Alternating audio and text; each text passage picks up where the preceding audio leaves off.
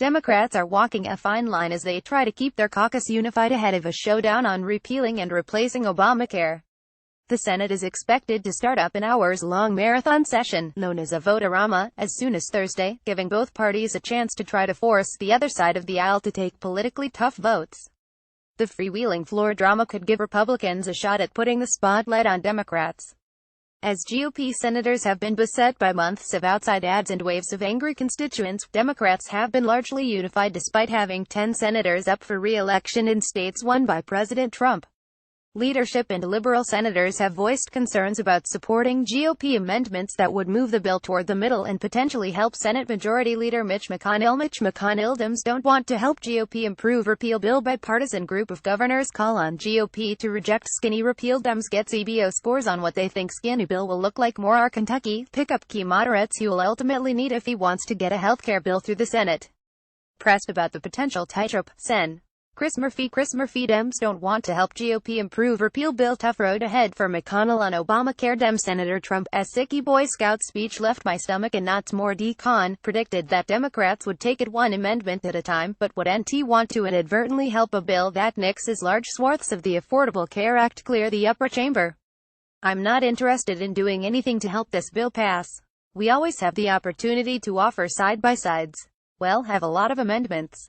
I'm sure they'll have a lot of amendments, he said.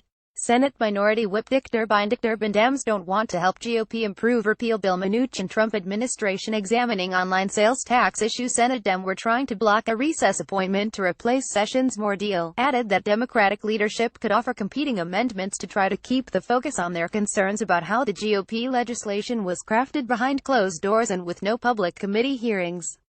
We're giving our members, when such amendments are offered, we're going to give them a clear choice, side-by-side amendments that address the same issue but commit the bill to hearings, he said.